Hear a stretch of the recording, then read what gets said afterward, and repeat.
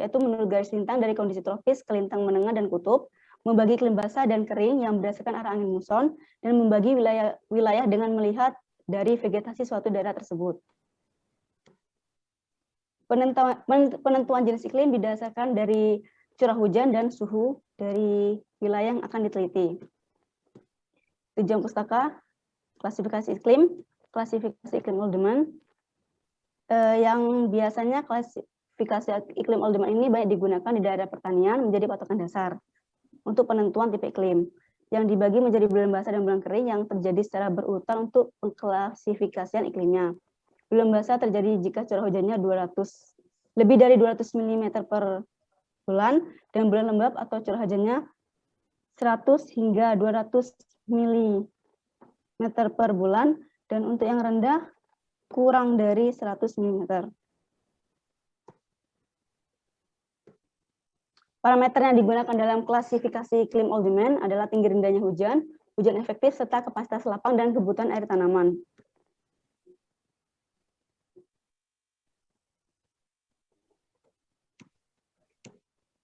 Ini merupakan morfologi dari padi jagung dan kedelai.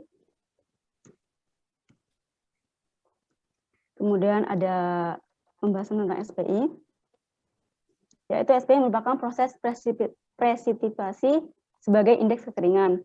Untuk mengetahui dan menguasai kekeringan, data curah hujan dalam penentuan indeks probability. Ketika indeks bernilai negatif, maka kondisi disebut kering, dan ketika indeks bernilai positif, kondisi bisa basah. Dapat dilakukan pada berbagai periode, 1 bulanan, 3 bulanan, 6 bulanan, 9 bulanan, dan 12 bulanan atau lebih.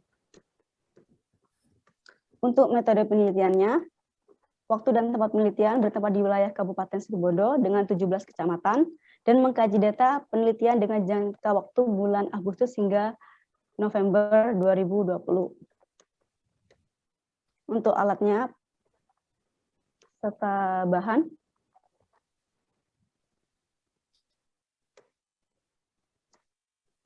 kemudian tahapan penelitian yaitu pertama dilakukan dengan observasi masalah, studi literatur, pengumpulan data, pengolahan data, analisis data, dan penyajian data dalam bentuk grafik. Identifikasi masalah yaitu mengobservasi permasalahan yang mengenai perubahan iklim serta pergeseran musim dan pengaruhnya terhadap produktivitas tanaman padi, jagung, kedelai, serta lahan rawan kering di Kabupaten Situbondo. Kemudian pengolahan data. Mengolah data untuk menghitung klasifikasi dari iklim menjadi klasifikasi iklim Oldman. Di sini menentukan bulan basah, bulan lembab, dan bulan kering dengan tabel iklim Oldman, yaitu bulan basah dan bulan keringnya. Kemudian pengklasifikasinya dengan zona-zona iklim Oldman dari A sampai E. Kemudian penentuan awal musim kemarau dan hujan. Curah hujan lebih dari 150 mm selama 3 dekade, dan awal musim kering terjadi selama 3 dekade berturut-turut dengan curah hujan kurang dari 150 mm. Tujuannya untuk mencari pergeseran musim yang berdasarkan pada nilai penyimpangan terjauh dari periode normalnya. Untuk perhitungan SPI dengan menggunakan software SPI SL6, seperti ini tampilan dari aplikasi SPI-nya. Dan kita bisa mendapatkan nilai SPI dari kecamatan yang dari curah hujan kecamatan yang akan kita bahas. Kemudian untuk hipotesisnya, terdapat pergeseran musim hujan di Kabupaten Situbondo menurut klasifikasi Oldman. Yang kedua, terdapat hubungan yang signifikan antara variabel hujan yang berupa panjang musim hujan, curah hujan, dan dekade basah terhadap produktivitas tanaman padi, jagung, dan kedelai. Yang ketiga, terdapat komoditi yang sensitif terhadap adanya pergeseran musim, khususnya musim hujan. Yang keempat, terdapat hubungan signifikan antara indeks kekeringan dengan produktivitas tanaman pangan, padi, jagung, dan kedelai. Untuk hasil dan pembahasan, tabel di sebelah ini merupakan tabel dari tipe iklim di Situbondo pada periode 1990 hingga 2019, selama 25 tahun, dan dibandingkan dengan data FAO 1975. dalam 9 kecamatan, dalam tabel tersebut terdapat 9 kecamatan menjadi lebih basah, yaitu dari tipe iklim E menjadi D4. Dan untuk satu kecamatan menjadi C3. Dan sisanya cenderung memiliki tipe iklim yang sangat kering.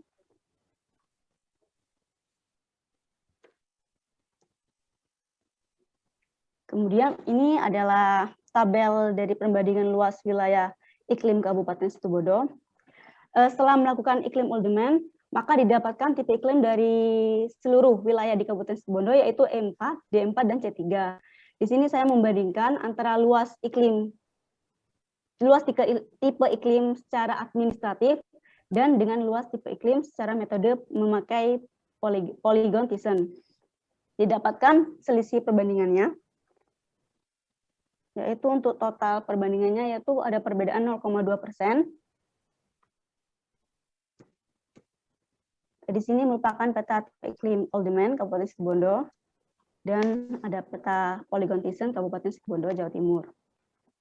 Bisa dilihat dari perbedaan antara luas wilayah tipe iklim dari secara luasan administratif dan luasan polygon Thiessen.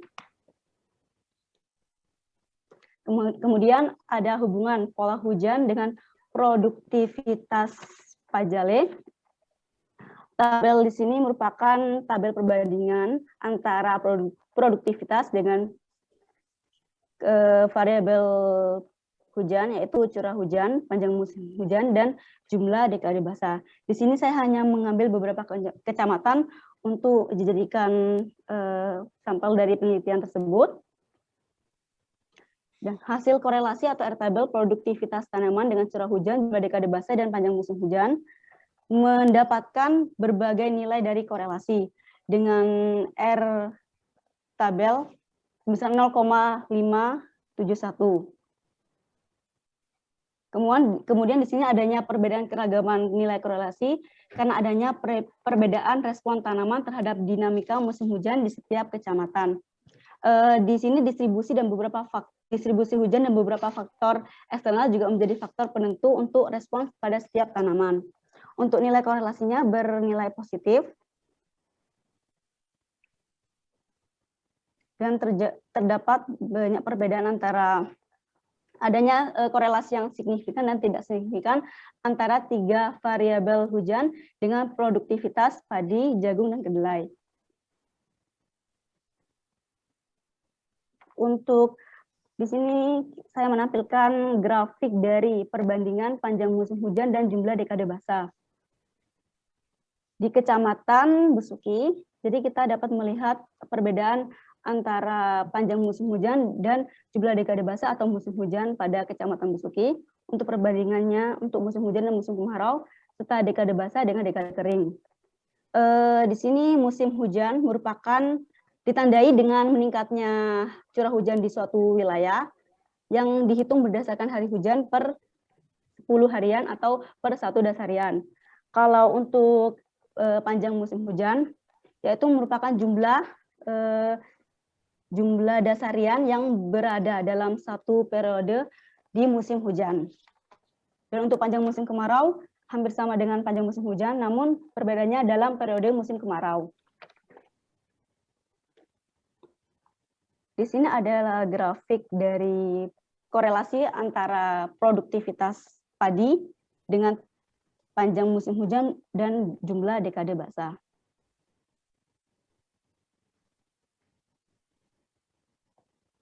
Korelasi antara keempat kecamatan yang dibahas di sini yaitu bernilai positif pada Kecamatan Melandingan dengan produktivitas padi sawah dengan panjang musim hujan dihasilkan R hitung sebesar 0,680 yang memungkinkan lebih dari R tabel dan korelasinya dapat dikatakan korelasi yang kuat dan signifikan dan juga bernilai positif. Dan untuk Sumber Malang memiliki nilai R yang lebih rendah, nilai R hitung yang lebih rendah daripada R tabel, yaitu R sama dengan 0,312.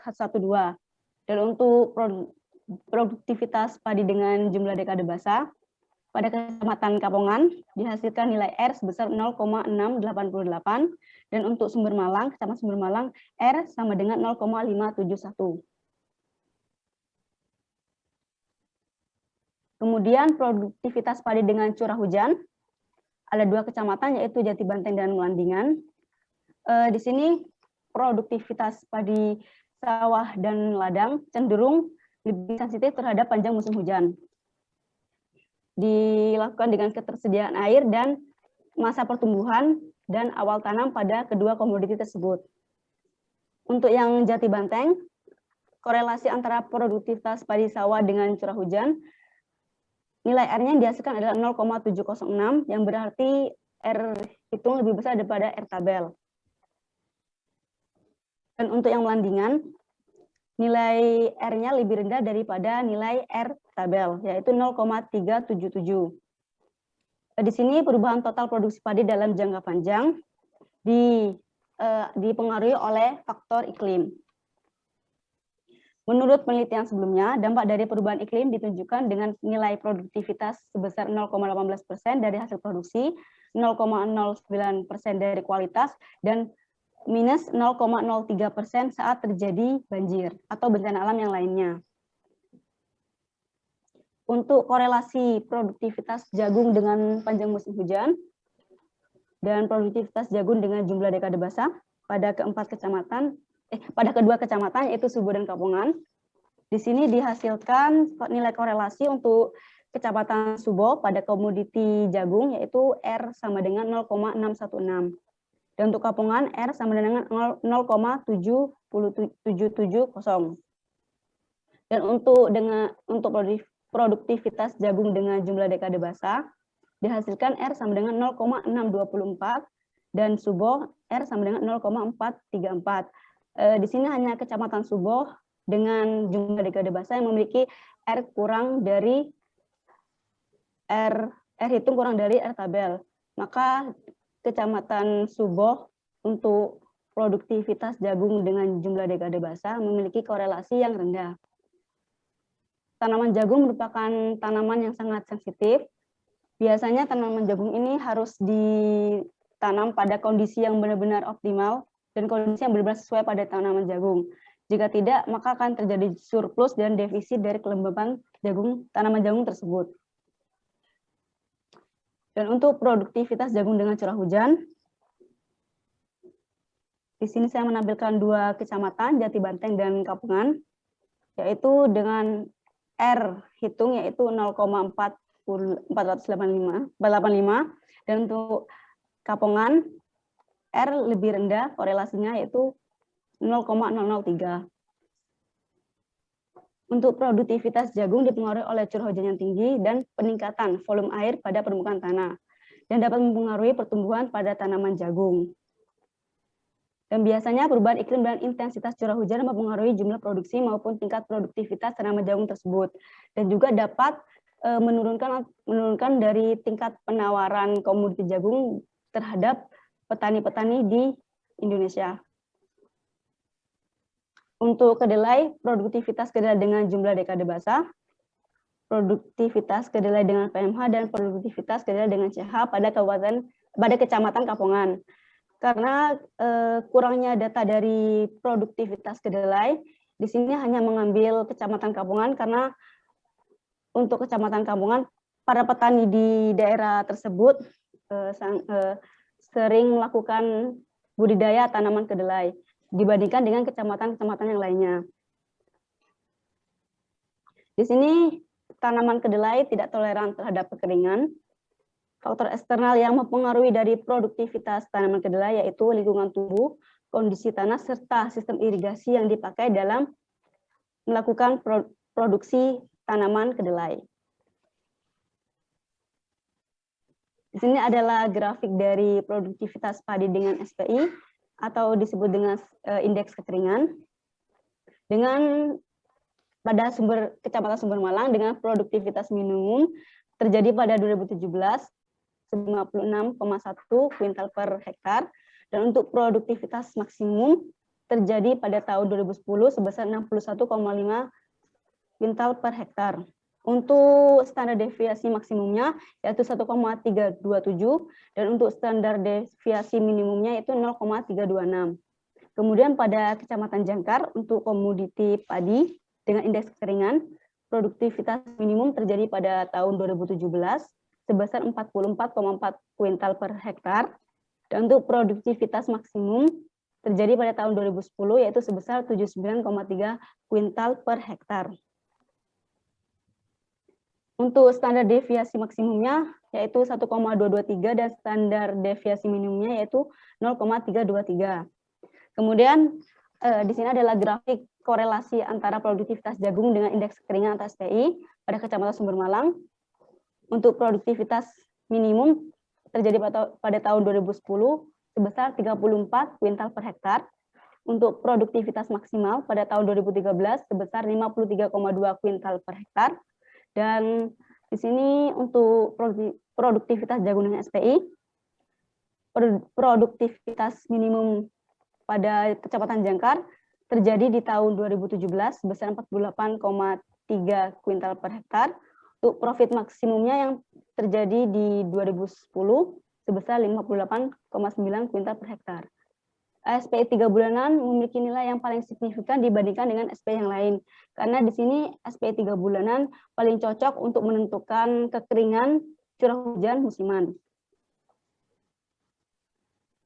Untuk produktivitas kedelai dengan SPI pada Kecamatan Subo memiliki produktivitas minimum pada tahun 2010 yaitu sebesar 8 kuintal per hektar dan produktivitas maksimum pada tahun 2014 sebesar 14,8 kuintal per hektar dengan standar deviasi maksimum sebesar 1,10 dan standar deviasi minimum sebesar 0,332.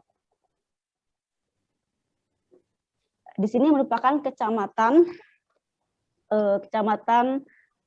yang terdampak El Nino untuk 3 komoditi yaitu padi, jagung, dan kedelai. Bisa kita lihat adanya kenaikan dan penurunan produktivitas pada tanaman padi, jagung, kedelai saat terjadi fenomena alam El Nino. Untuk jagung terdapat 12 kecamatan yang terdampak dari fenomena El Nino, dan untuk kedelai terdapat 1 kecamatan yang terdampak dari fenomena El Nino. Dan untuk ini yang tabel selanjutnya adalah tabel kecamatan yang terdampak dari fenomena alam La Nina untuk padi, jagung, dan kedelai. Juga sama, terdapat kenaikan dan penurunan dari produktivitas padi, jagung, dan kedelai. Terdapat 15 kecamatan yang terdampak pada komoditi jagung. Terdapat 15 kecamatan yang terdampak pada komoditi padi, dan untuk jagung hanya ada 5 kecamatan yang terdampak pada fenomena alam La Nina, dan untuk kedelai hanya 1 kecamatan yang terdampak pada fenomena alam La Nina, yaitu Sumber Malang.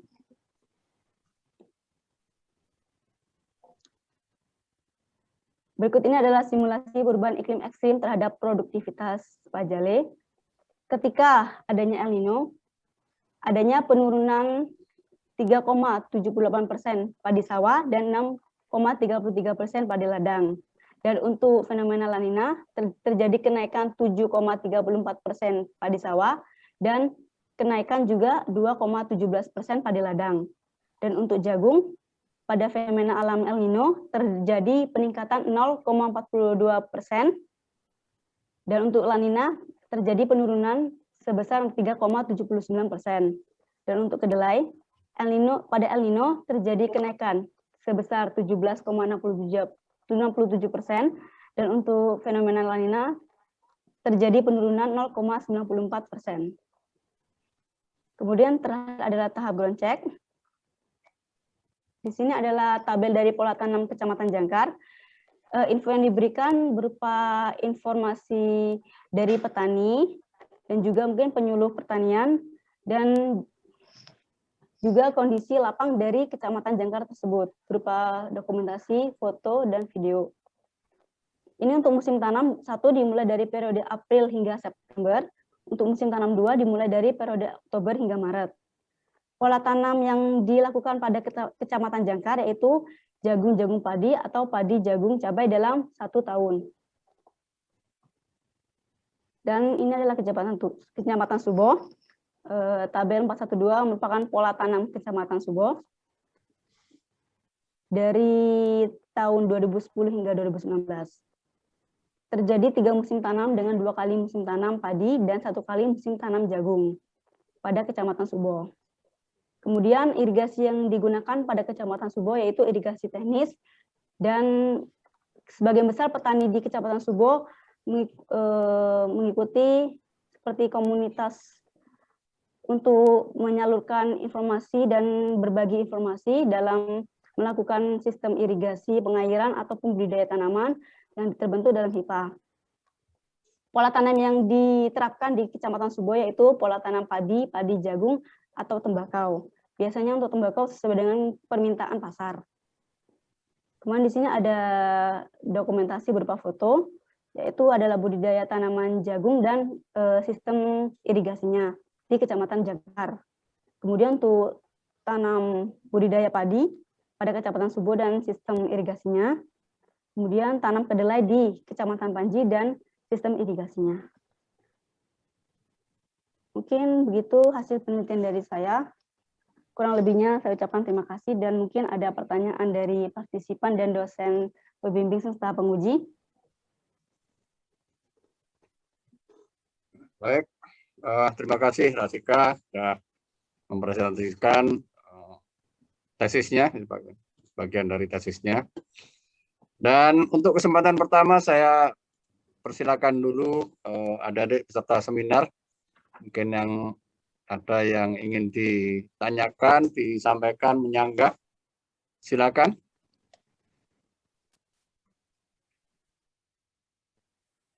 Share screen-nya ditutup dulu, Rasika. Nanti kalau dibutuhkan dibuka lagi ya. Ya, Pak.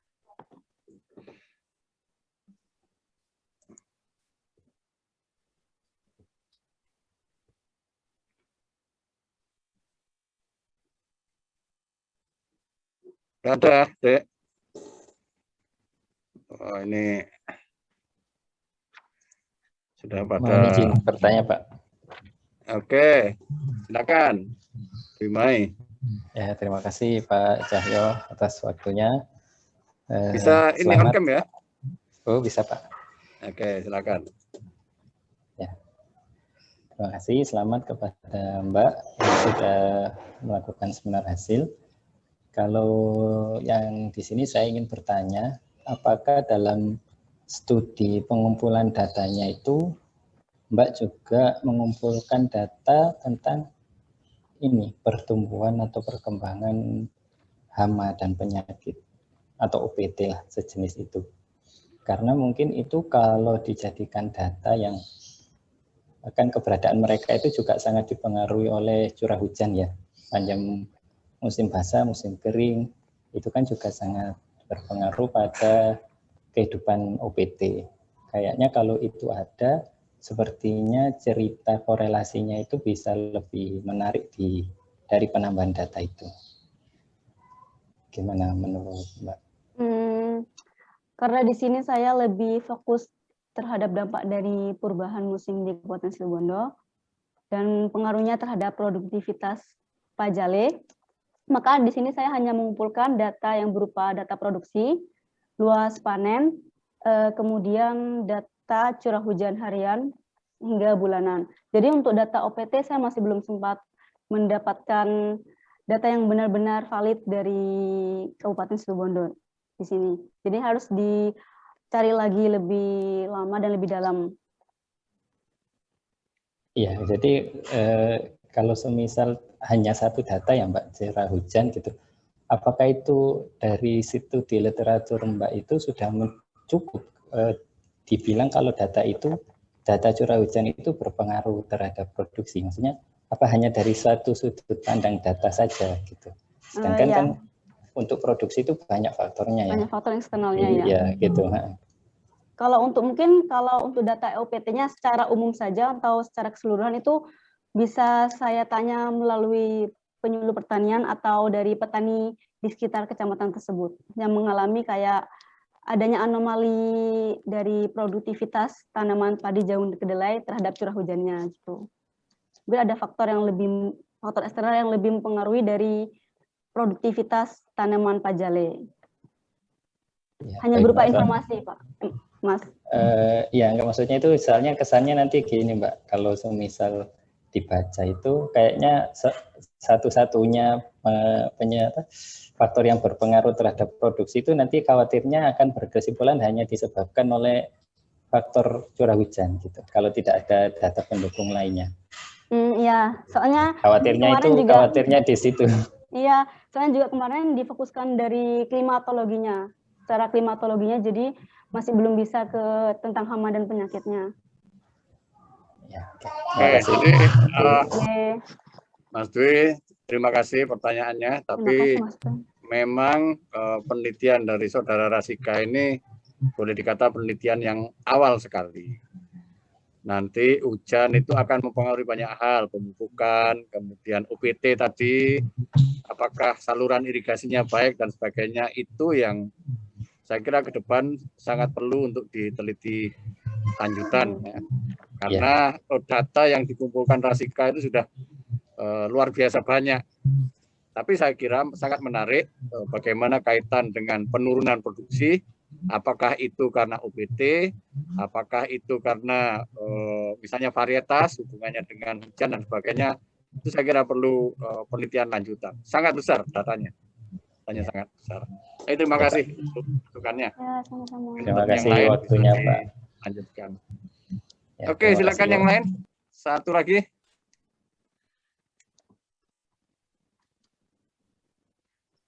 Satu lagi silakan. Ya, Pak. Farhan. Oke, monggo. Silakan. Oke. Pendek ya Mas Terima Farhan. kasih banyak untuk kesempatannya. Mohon bertanya Mbak Rasika. Kan disampaikan di Farhan. Oke. Ya. Oke. Kan disampaikan pada bagian sarannya kan untuk adaptasinya kan yaitu melakukan perubahan pola tanam. Nah, itu perubahan pola tanam apa yang Anda sarankan kepada petani setempat, dan juga untuk mitigasinya kan yaitu untuk melakukan manajemen irigasi yang tepat. Itu manajemen irigasi yang tepat itu maksudnya itu seperti apa gitu? Apakah ada penjadwalan atau bagaimana Mbak Rasika gitu? Ya, terima kasih atas pertanyaannya. Biasanya kalau untuk pola tanam itu ditentukan dari apakah pada suatu wilayah atau kecamatan tersebut untuk awal musim hujan dan musim keringnya itu apakah maju dan mundur. Jadi ketika awal musim hujan terjadi lebih awal daripada yang sebelumnya, maka akan disarankan untuk menanam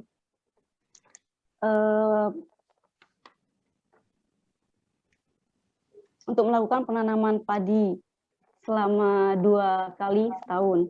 Dan jika ada untuk musim keringnya lebih panjang, maka akan dilakukan penanaman padi selama 1 kali dalam periode setahun gitu. Kalau untuk manajemen irigasinya mungkin disesuaikan dengan faktor-faktor yang lain dari topografi dari wilayah tersebut ataupun dari jenis tanahnya. Biasanya para petani disarankan untuk membuat sumber embung air atau kayak sumur tada hujan untuk mengumpulkan air yang lebih banyak ketika terjadi musim hujan ketika terjadi musim hujan yang lebih panjang begitu. Nah, mohon maaf ya Mbak Rasika, ini saya mau menyanggah. Nah, ya. Kan ini kan apabila musim hujan itu mengalami pergeseran itu maju atau mundur, itu bagaimana para petani itu mengetahui bahwasanya musim hujan itu maju atau mundur?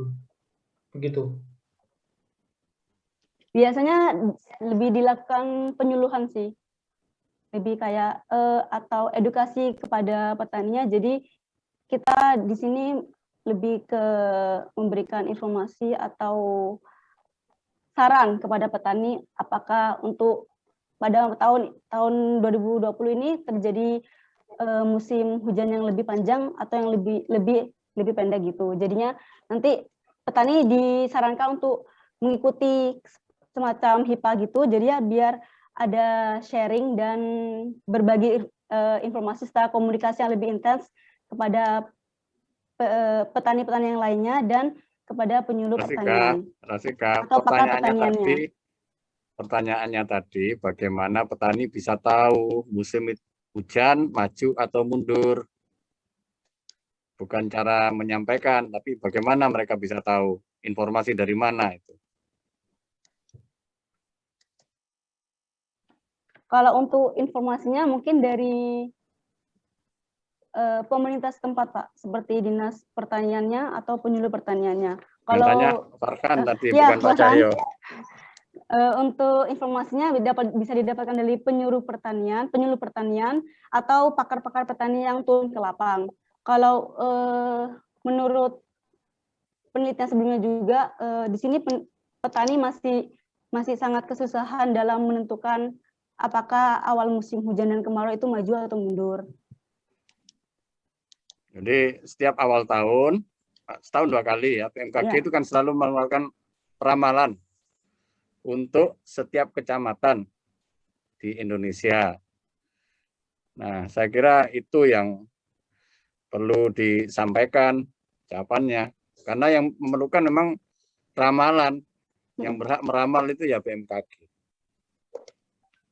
Ya gitu Mas Farhan ya. Iya. Rasika mungkin ada tambahan? Ada yang belum terjawab? Sampun Pak, cukup dari saya. Baik. Saya kira dari peserta cukup ya.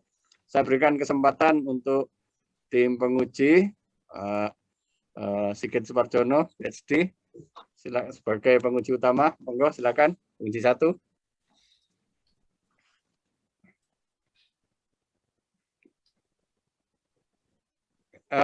Audionya Pak di on dulu, bentar. Mohon maaf. Okay. Terima kasih atas kesempatannya pada sore hari ini. Assalamualaikum warahmatullahi wabarakatuh. Selamat sore dan salam sejahtera untuk kita semua. Yang pertama saya sampaikan selamat kepada Rasika yang akhirnya sampai pada tahapan SIMHAS. Mudah-mudahan tidak terlalu lama, nanti bisa segera ujian begitu ya. Ya, Pak. Kalau melihat proses penelitiannya cukup lama.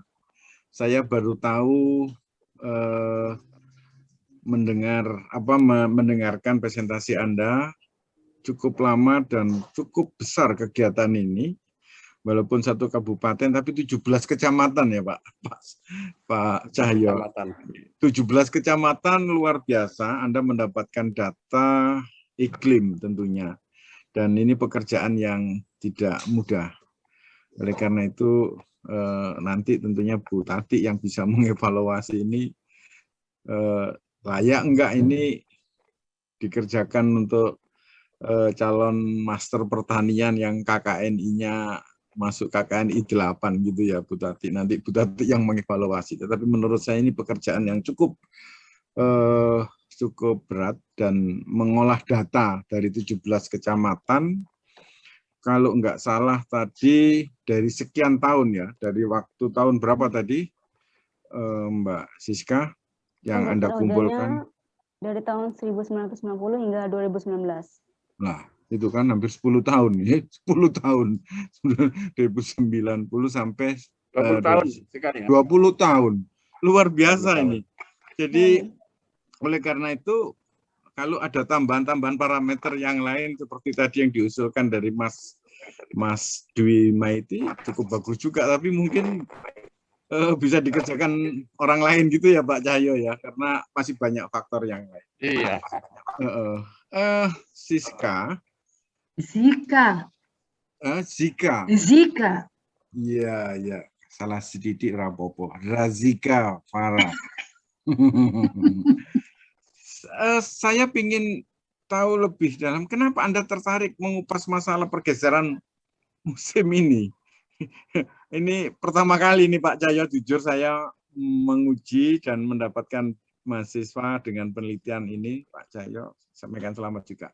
Apa latar belakang, apa yang Anda tertarik? Apa Anda memang mengamati sesuatu di 17 kecamatan Kabupaten Situbondo itu yang terkait dengan pajale?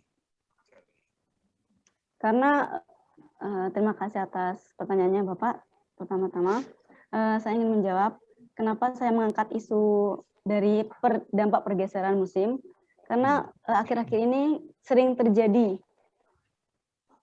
anomali iklim khususnya di kabupaten saya ketika musim kering, harusnya musim kering, jadi hujannya terus turun lebat. Dan ketika terjadi di musim hujan, intensitas curah hujannya malah menurun.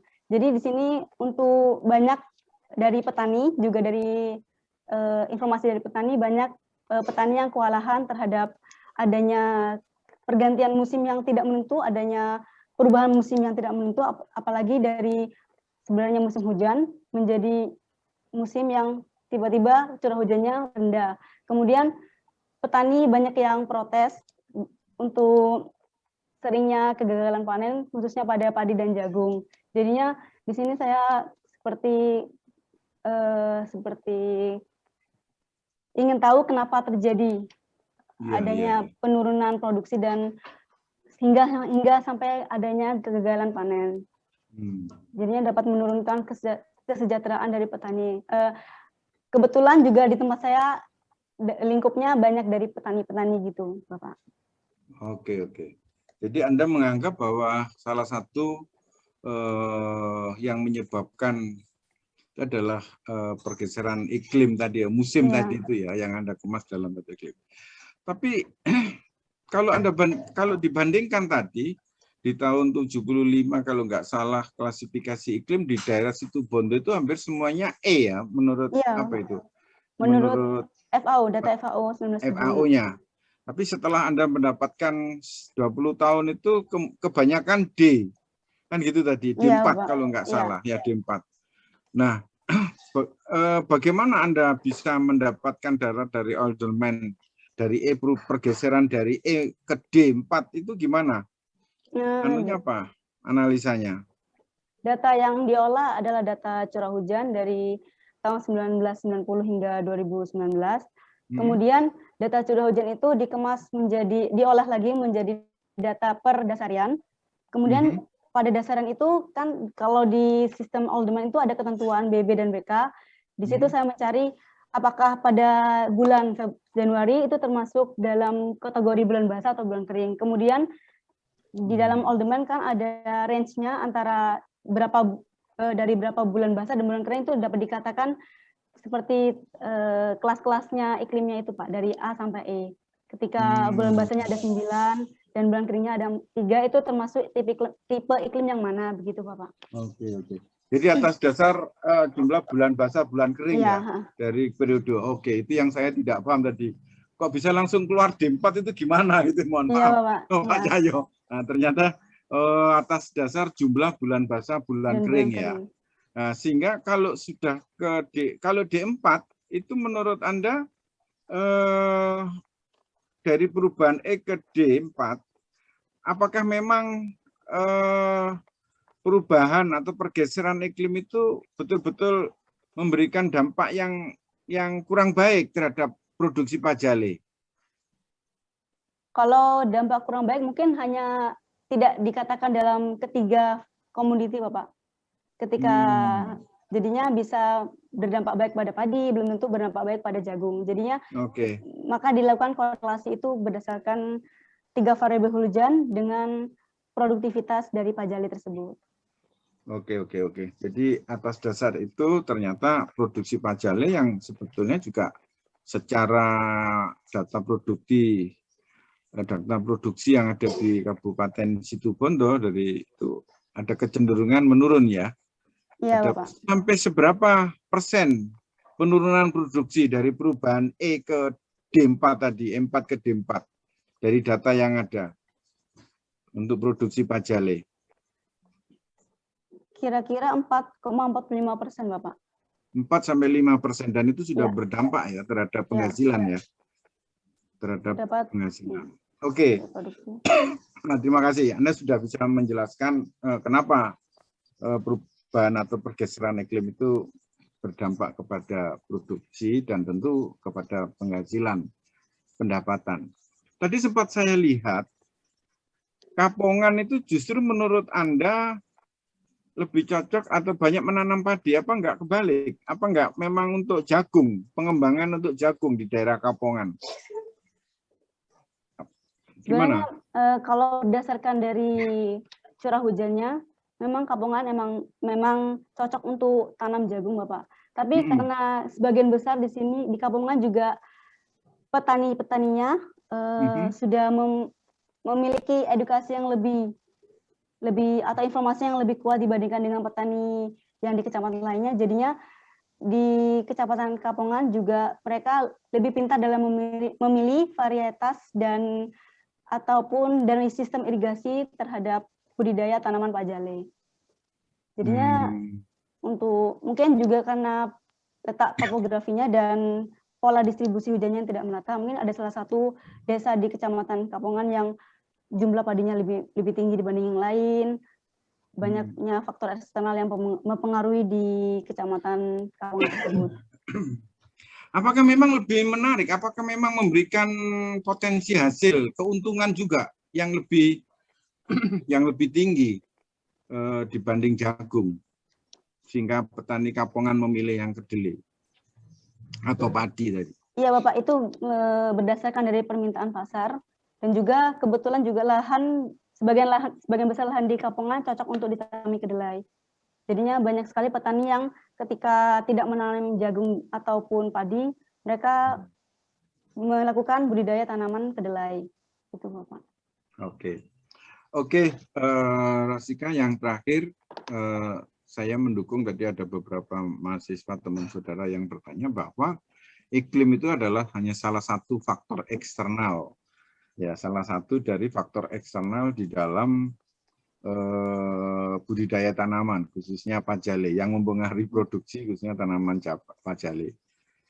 Kira-kira faktor eksternal yang lain apa? Ini hanya di luar penelitian Anda, tapi Anda harusnya tahu juga. Kira-kira apa yang mempengaruhi produksi dari tanaman itu? Ya, internal jelas, faktor internal, varietas dan sebagainya. Yang eksternal, faktor lingkungan apa saja? Faktor lingkungannya mungkin dari jenis tanah dari kecamatan tersebut, kemudian atau ketinggian dari atau letak topografi dari kecamatan tersebut.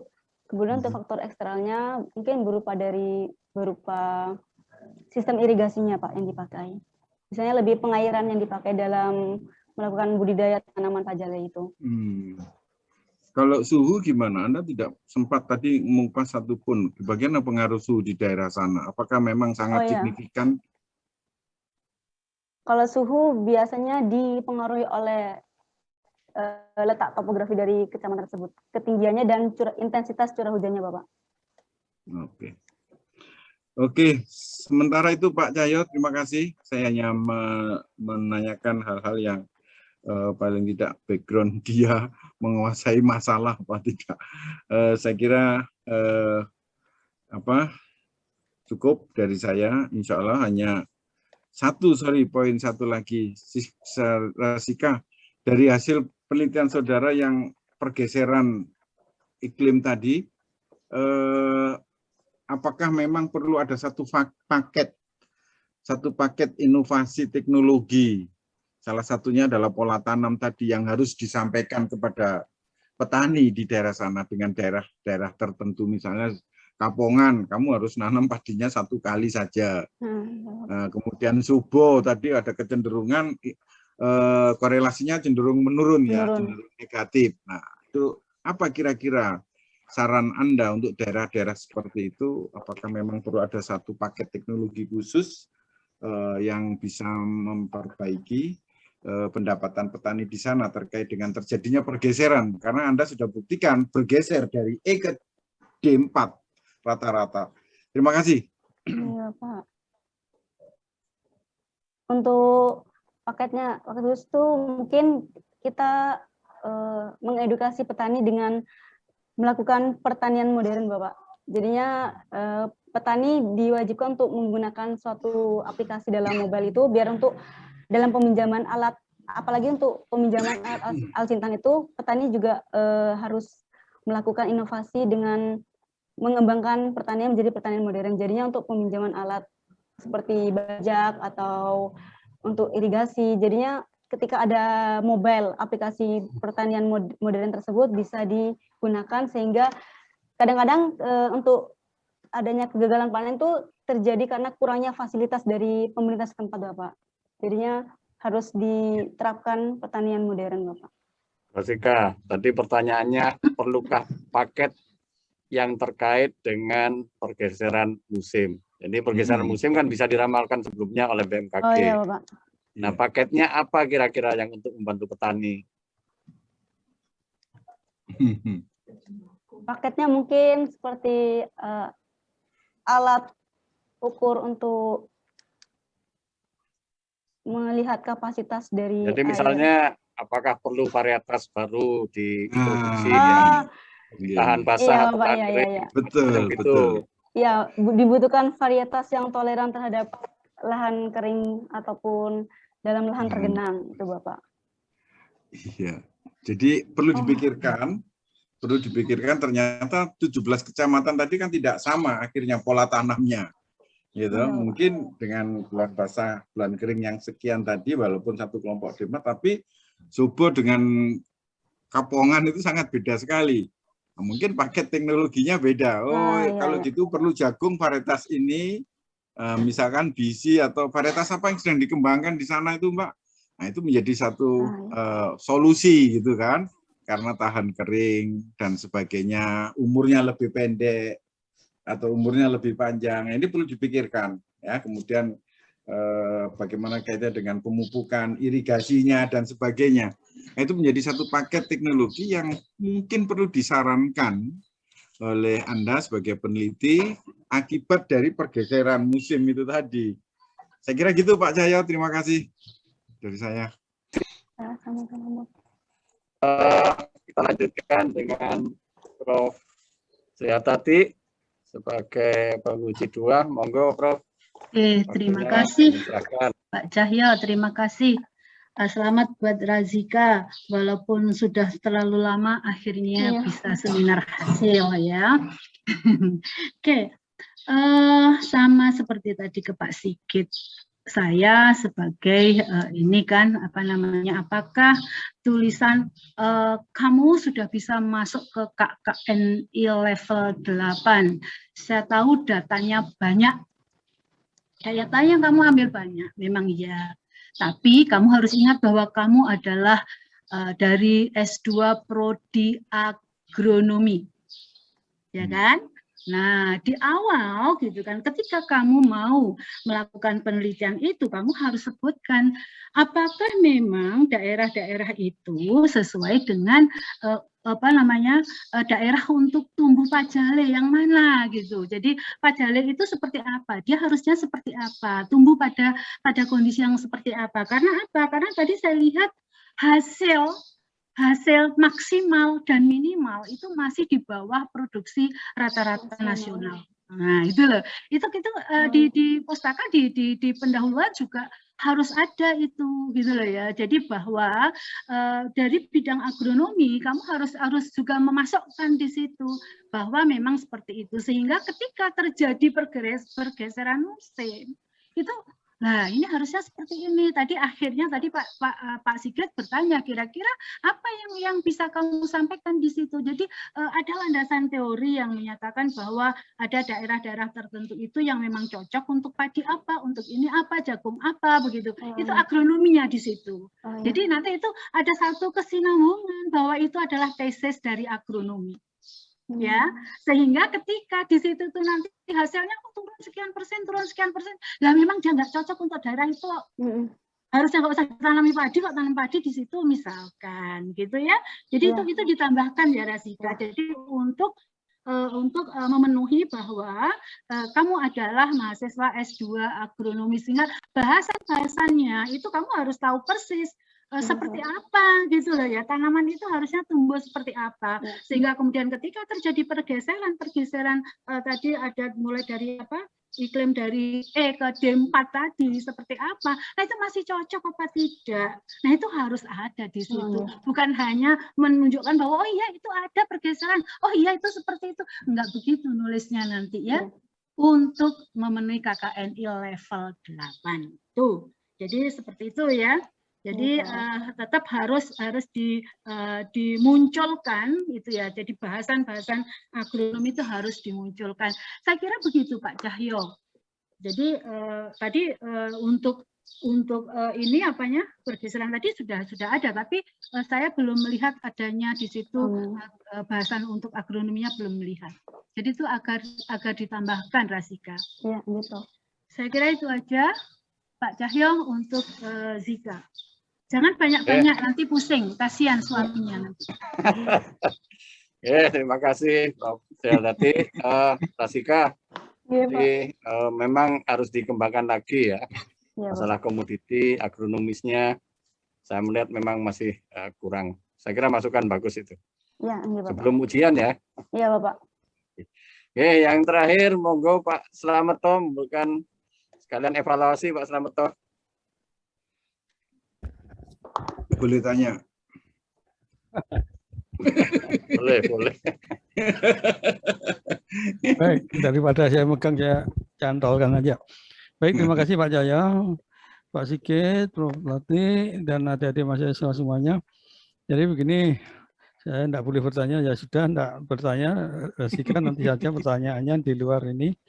Jadi memang tadi ada pertanyaan, sudah beberapa pertanyaan, ya tentang faktor faktor lain yang berpengaruh terhadap ya produktivitas tanam jagung ya, Pak Jale, tidak hanya jagung. Satu hal Rasika, jadi apa saja yang Anda tulis, apa yang Anda sebut itu Anda harus tahu pasti. Misalnya produktivitas itu apa Rasika? Produktivitas adalah total produksi dibagi dengan luas panen.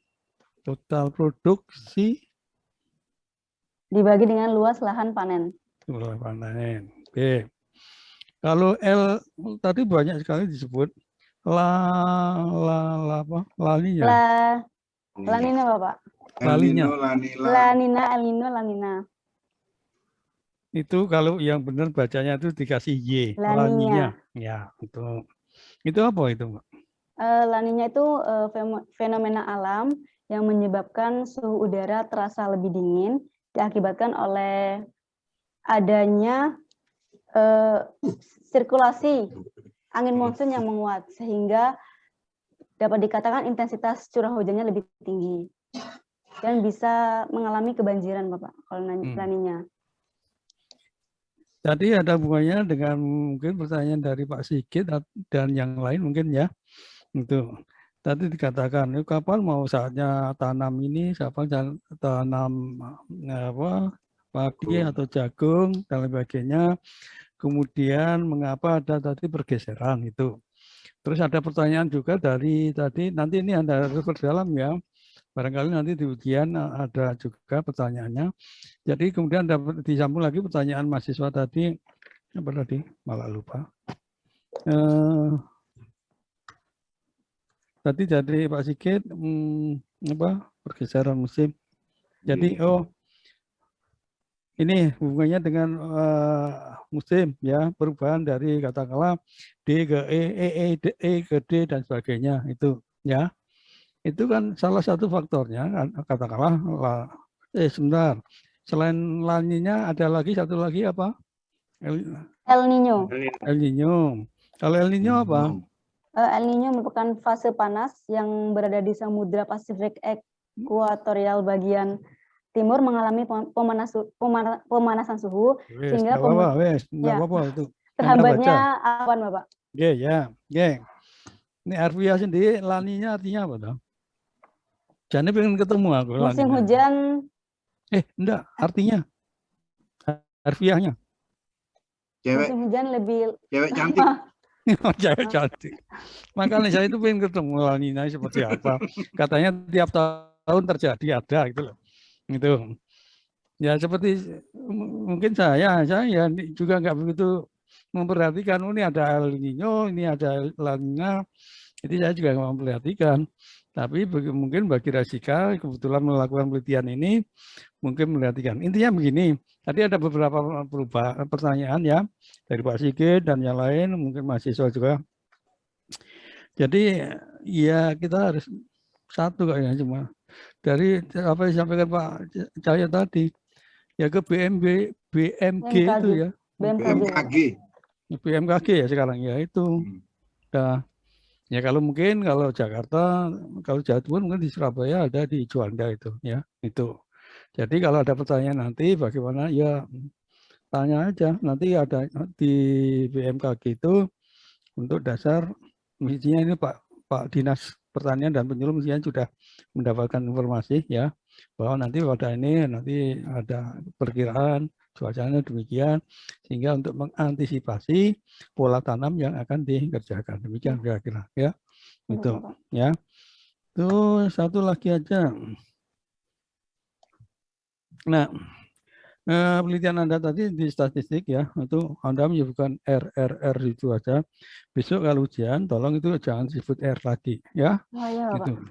Ya, tolong disebutkan itu apa maknanya, maksudnya apa. Ya, itu ya. Apakah lebih besar, lebih kecil, lebih baik, lebih jelek dan sebagainya, lebih tinggi produktivitasnya, lebih rendah produktivitasnya itu. Ya. Iya, Pak. Gitu. Sehingga nanti untuk mengantisipasi pertanyaan atau ya pemahaman tentang sebenarnya kan produktivitas ya atau produksi tanaman itu kan tidak hanya ditentukan oleh apa? Oke, ada faktor banyak lain ya. Sedikit cerita, saya pernah mengikuti workshop waktu itu Pak Sigit Prastowo. Nah ya 3 orang, satunya saya lupa. Itu di biotrop ya tentang ini. Faktornya banyak sekali ya, termasukin faktornya ya, mulai curah hujan ya, suhu, kelembapan dan sebagainya ya itu ya. Jadi memang faktor lain itu banyak sekali kalau kita mengatakan ya, tapi pada umumnya yang kelihatan itu memang curah hujan yang paling kelihatan. Baik, Saudara Rasika, nanti yang ya ini nanti ya dibaca-baca lagi aja lah, siap-siap nanti kalau ditanya oleh Pak Sigit sama Prof. Tati nanti sudah siap ya. Itu ya. Begitu Pak Cahyo, saya kembalikan ke Pak Cahyo. Oke, sedikit ya sebentar. Tidak ada pertanyaan lagi Pak Slamet. Ada pertanyaan, saya itu lupa sebenarnya kalau ada mahasiswa Rasika. Betul saya ini. Lali karena bimbingan. Lali. Lupa ya. Lasika. Ada Lanina, ada Lasika. Betul. Iki sapa penelitian apa ini karo Pak Cahyo biasanya iki ekologi apa banyak curah hujan ya. Iya, topiknya itu. Tapi sing ndi gitu loh ya lupa ya lu. Gitu. Masih angkatan berapa sih? 18, Bapak. 18 ya. Oke. Ya udah, yang belum Pak Cahyo, monggo Pak Cahyo. Terima kasih Pak Slamet. Pak Cahyo satu. Pesan ke Razika, jangan sampai kalau ngasih tahu petani harus pakai sistem pertanian modern, harus pakai ini, harus pakai ini. Berapa luas lahannya? Ya petani itu, kalau petani besar 0,2 hektar. Jadi mungkin tidak seperti itu. Untuk makan aja enggak ada kok. Untuk makan aja susah kok ya. Nah, itu enggak real lah gitu ya. Oke, itu aja Pak Cahyo. Terima kasih Prof. Ya Rasika, jangan sampai tidak menginjak bumi ya. Ya Pak Cahyo, terima kasih. Tinggi-tinggi, tapi kalau modalnya tidak ada ya. Itu harus diingat. Terima kasih Bapak Ibu penguji, Pak Slamet, dan yang terutama adik-adik yang mengikuti seminar ini. Masih banyak hal yang perlu dibuka dari rahasia alam mengenai pergeseran musim itu dan akibatnya tadi. Dan Rasika juga mempunyai beban untuk membuat terus apa yang harus dilakukan dengan pergeseran musim. Itu yang tadi ditanyakan Prof. Tati dan Pak Sigit, ya, apa yang harus dilakukan. Saya kira itu kata penutup dari seminar hari ini. Saya persilakan Rasika, mungkin ada satu hal terakhir, masih ketemu semuanya untuk menyampaikan, maksudnya terakhir sebelum ujian. Silakan. Tetap semangat, Bapak. Terima kasih atau apa, boleh.